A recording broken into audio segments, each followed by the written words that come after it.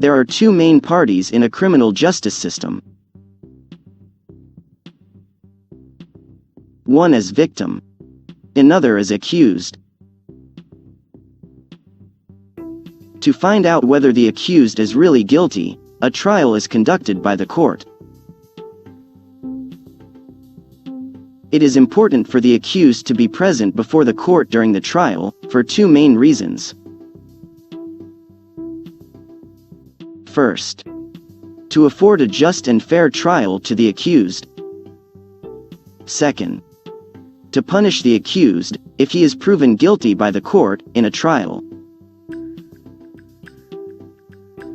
Now, how do courts ensure the presence of the accused before it? Well, there are two ways to do that. 1. By issuing summons to the accused. Second, by issuing warrant for the arrest of the accused. Issuing of summons or warrants is also called as issuing of process. Chapter 6 of the Criminal Procedure Code deals with process to compel appearance and runs from Section 61 to Section 90.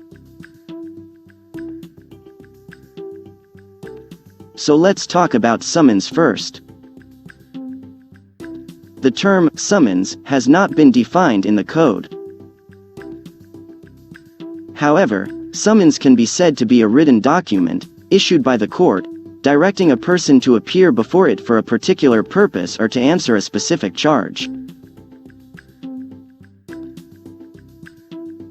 Now, let's look at the contents of a summon.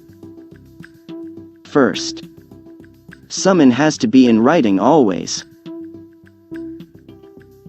Second, summon must be issued in duplicate. That means, there must be 2 copies issued for every summons. One copy is given to the accused, and the other copy has to be signed by the accused and returned to the court. Third, summons must be signed by the presiding officer of the court. That means the summons has to be signed by the judge, or any person authorized by the judge. Fourth, the summon must have the court seal on it. Fifth, the summons must state the offense, for which the person is required to appear before the court. Lastly, the summons must state the date, place, and time when accused person needs to appear before the court. The court may direct a person to appear in person, or permit him to appear through his lawyer. It is important to note that the summons must be issued by a court, who is competent to issue it, and it should comply with the requirements of the code, otherwise accused is not bound to obey the summons. Format of summons is included in Schedule 2, Form Number 1. Take a look at it.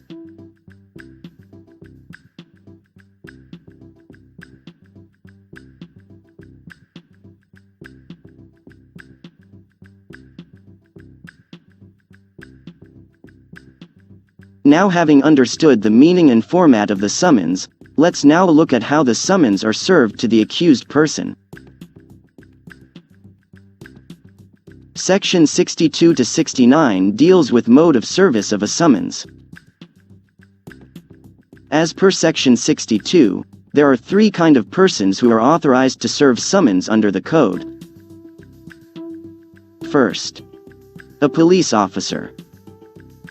Second, an officer of the court which issues the summons. Third, a public servant. Now, how is the summons served? As far as practicable, the summons must be issued personally to the accused. The duplicate copy of the summons must be delivered or tendered to the accused, and the accused must sign on the original copy of the summons, to show its receiving by him.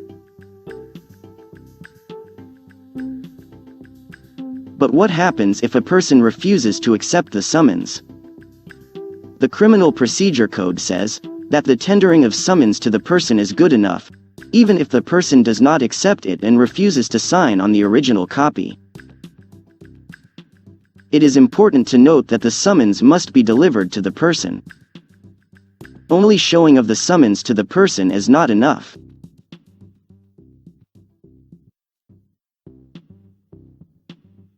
If a person, on whom summons are to be served, cannot be found, the summons can be served by leaving a duplicate copy of the summons with an adult male member of his family, who resides with him. This will be treated as good service of summons. However, serving summons to the servant of such person will not amount to valid service of the summons. Till now, we have seen how a summon is served on a person. But summons can also be served on corporations, company or corporate body. As per Section 63, summons for corporations, company or corporate body is effected by serving it on its principal officer, secretary or local manager. Summons can also be served to its chief officer in India, by a registered letter. Now, if for any reasons, the summons cannot be served in the manner discussed so far, the code permits substituted service of summons. Under substituted service, duplicate copy of the summons can be affixed on some conspicuous part of the house, where the person ordinarily resides.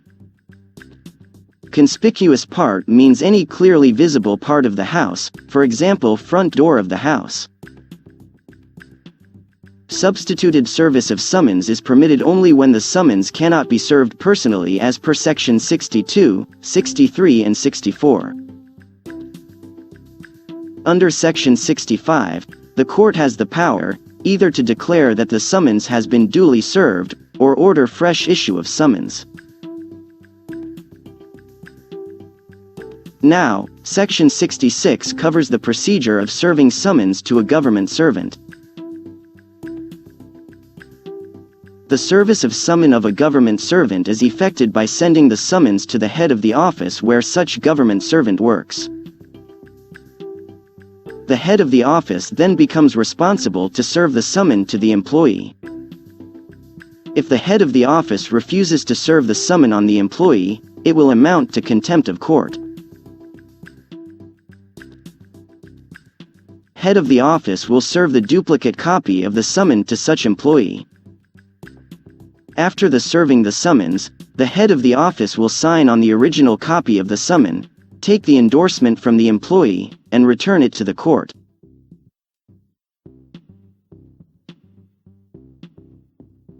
Now, when summons is to be issued by a court to a person who resides outside its local jurisdiction, then such court cannot issue the summons directly to such person.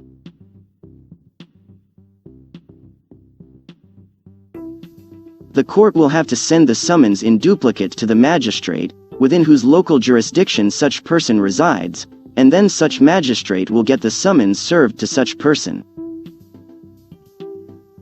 For example, a court in Delhi wants to issue a summon to a person who is residing in Mumbai. In this case, the Delhi court will send the summons in duplicate to the magistrate in Mumbai court.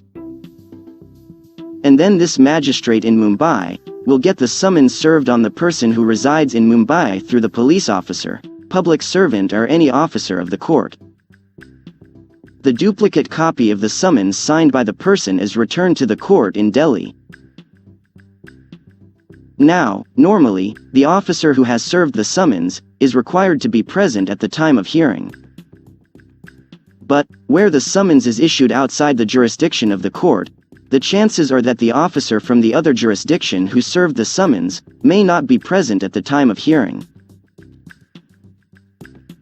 For example, the officer who served the summons in Mumbai on the request of the Delhi court may not be able to come to Delhi from Mumbai to attend the hearing in the Delhi court. In such cases, such officer can give an affidavit declaring that the summons was duly served on the person. Such affidavit, along with the duplicate copy of the summons signed by the person, will be admissible as evidence for valid service of the summons. Now, apart from the accused, summons can be issued to a witness also. Summons to a witness can be served in the same manner as we have discussed so far. Additionally, summons can be served on a witness through registered post at the official or residential address of such witness. If the witness refuses to accept the registered post, the court may declare that the summons have been duly served, based on the endorsement from the postal employee that the witness refused to accept the summons. As summons is a direction of the court to appear before it, any disobedience or non-compliance of summons, or prevention of service of summons is a punishable offense under the Indian Penal Code.